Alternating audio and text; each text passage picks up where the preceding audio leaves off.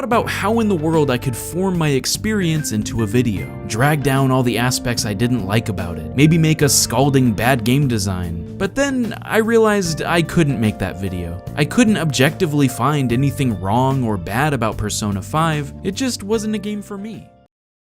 Another reason why I bring up the topic of objectivity and subjectivity is because of the types of things out there that are critiqued based on different things. Put simply, subjectivity is anything that relates to how you feel about something. For example, seeing an emotional scene where how it was executed can range from shock to laughter to even tears of joy. Anything that relates to emotion, in essence. Then there is objectivity, which is the opposite. In that, objectivity has nothing to do with how you feel about something. Say, for example, that a racer got a time of 2 minutes in a race, and that another racer was just 5 seconds behind that time, at 1 minute and 55 seconds. Objectively speaking, the one who got there earlier has the better time.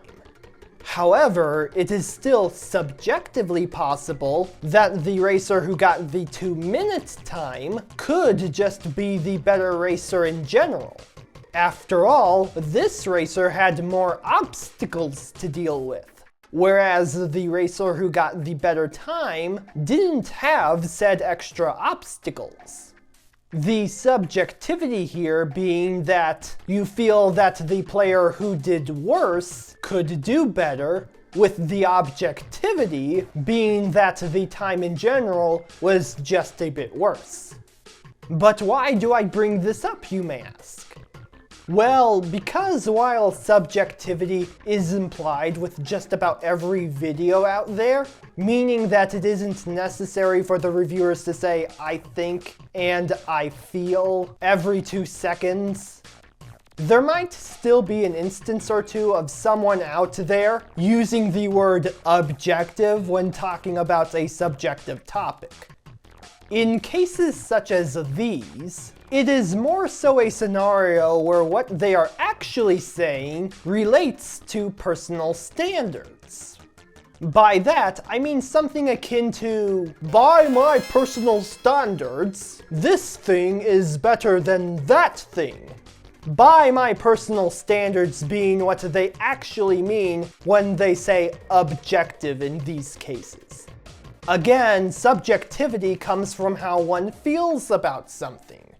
To say that something that is fundamentally subjective as objective just sounds silly to me.